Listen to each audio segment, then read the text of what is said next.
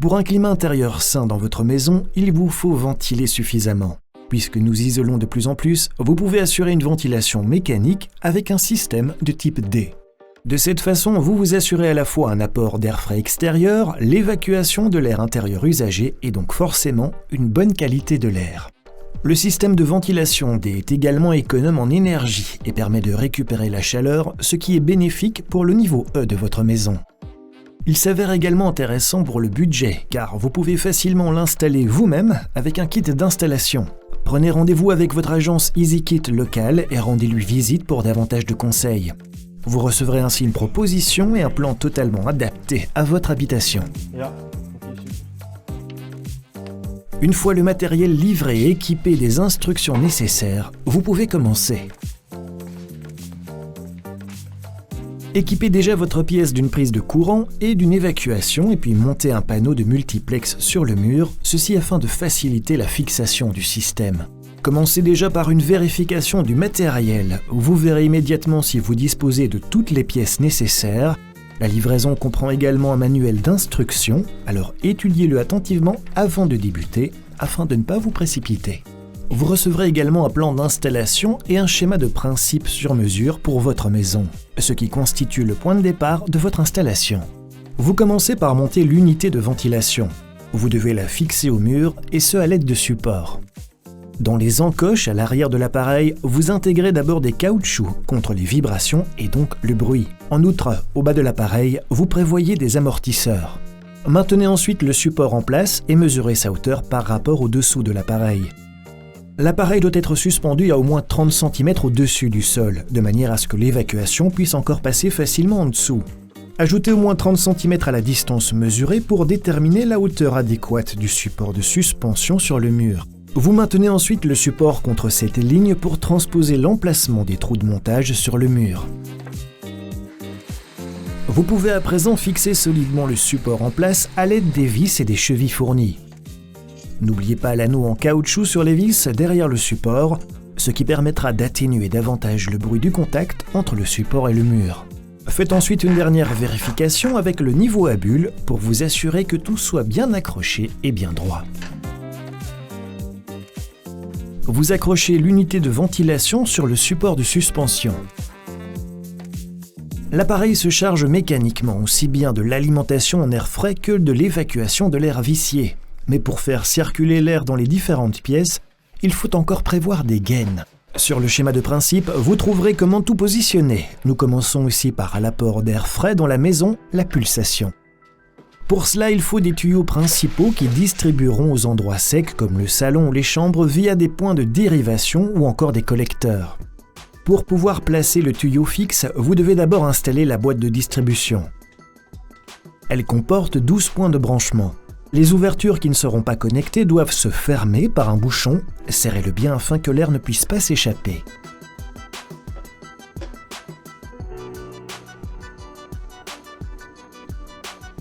Le conduit principal et le collecteur associé doivent maintenant se positionner de manière à obtenir une courbe de raccordement fluide à cette unité. En effet, un flexible peut se courber jusqu'à 90 degrés maximum pour assurer un flux d'air régulier. Ajustez-le et indiquez le centre du collecteur sur le mur. Cette ligne se prolonge verticalement pour connaître la position des supports de montage. Ils sont conçus pour fixer le tube en spirale de manière adéquate, sans déformation.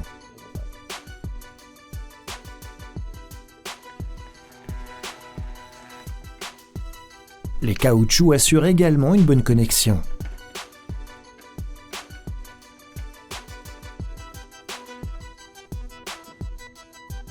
Perpendiculairement sous les supports, vous pouvez fixer le collecteur sur la surface afin qu'il reste bien en place. Faites ensuite glisser le tuyau sur l'ouverture et fixez-le en vissant les supports correspondants.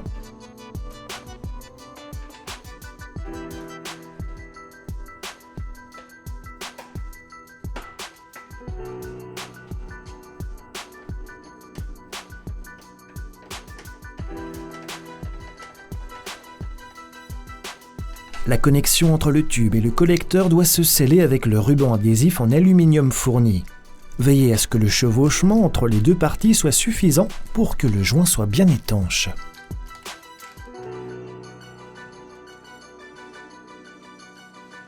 Par l'intermédiaire d'une pièce en T, ce tuyau sera maintenant connecté à l'unité d'une part et d'autre part à la prochaine gaine d'alimentation principale qui se poursuit à un étage inférieur. En insérant le coude et le raccord à leur place, vous déterminez déjà la position du tuyau adjacent.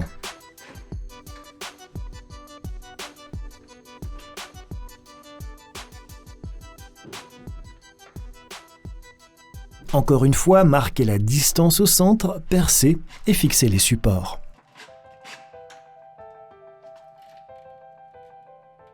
Si vous avez une longue distance à parcourir, il est recommandé d'opter pour 2 supports et éviter que le tuyau ne s'incline.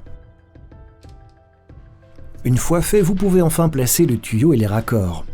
Il est conseillé de sceller également les joints entre tous les raccords avec un ruban adhésif en aluminium. De cette façon, vous lui assurez une connexion étanche.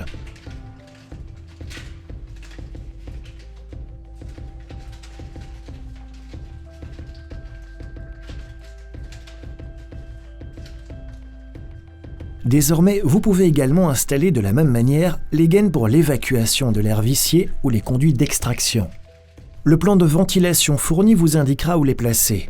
Assurez-vous de disposer d'une distance suffisante par rapport à votre tuyau adjacent lorsque vous tracez la ligne pour les supports.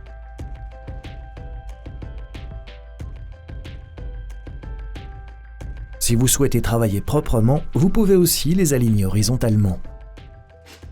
Vous pouvez dès lors monter le tube fixe.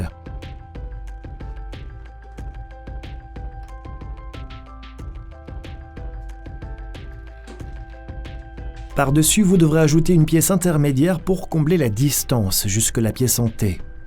Maintenez la pièce dans sa position et mesurez la taille que doit avoir cette pièce. Indiquez à présent cette distance sur un morceau de tuyau au diamètre correct. Fixez ensuite du ruban adhésif autour du tube afin de pouvoir le couper bien droit.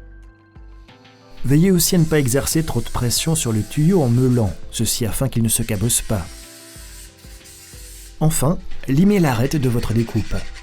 Avec les raccords nécessaires, vous pouvez maintenant réaliser le branchement sur votre gaine, ce qui concerne également les éventuels canaux d'extraction supplémentaires et le raccordement à l'unité de ventilation. Après l'installation, n'oubliez pas d'appliquer du ruban adhésif sur toutes les jointures, ce qui est recommandé pour un fonctionnement optimal de votre système de ventilation.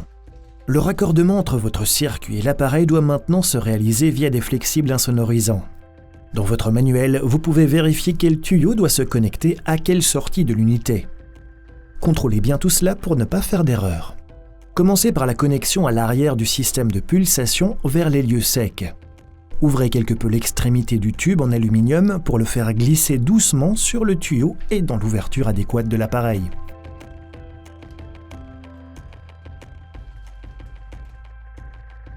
Vous fixez cette connexion à l'aide de rubans adhésifs en aluminium et d'un collier de serrage afin qu'elle soit correctement fixée.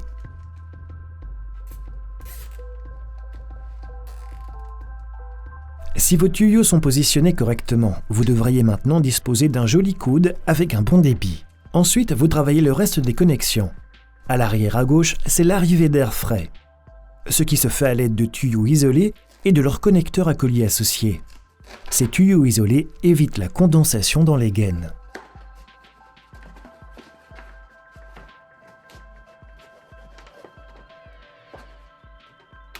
Enfin, vous reliez aussi l'extraction des espaces humides et l'évacuation de l'air intérieur vicié vers l'extérieur, ce qui se fait à nouveau à l'aide d'un tuyau isolé. N'oubliez pas que le point d'arrivée de l'air frais à l'extérieur doit suffisamment s'éloigner de l'évacuation de votre air vicié ou encore du conduit de votre chaudière, ceci afin de n'aspirer que de l'air propre. Consultez le manuel d'instruction ou encore votre coach EasyKit pour vous assurer d'un placement correct. Pour terminer cette installation de l'unité, installez l'évacuation au-dessous. De cette façon, l'eau de condensation pourra toujours s'évacuer en toute sécurité. Et de cette façon, la base de votre système de ventilation est en ordre. Il ne reste plus qu'à réaliser des embranchements de vos collecteurs vers les différentes pièces. Cela s'effectue avec des flexibles plus fins qui peuvent facilement se dissimuler dans un faux plafond ou encore une chape. Avec un coupe-tube fourni, vous pouvez facilement scinder ces gaines à la taille voulue. Vous pouvez ensuite les connecter au système d'ouverture. Si vous entendez un double clic, le flexible s'est bien fixé et la connexion sera étanche. Veillez à ce que les tuyaux flexibles soient bien répartis sur les collecteurs. Pour un seul embranchement, partez du trou du milieu. Si vous avez besoin de 2 embranchements, ce seront les trous extérieurs. L'autre extrémité de ces tuyaux se regroupe dans des collecteurs avec vannes qui sont placés au-dessus de la pièce à ventiler. Leur extrémité passe par le plafond et c'est là que sont alors montées les vannes.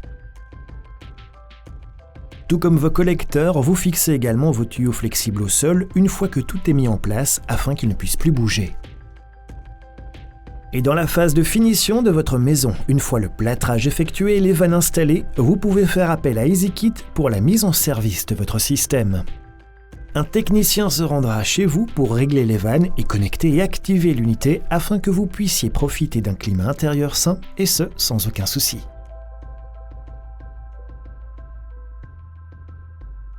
EasyKit, un kit prêt à monter à la mesure de votre projet.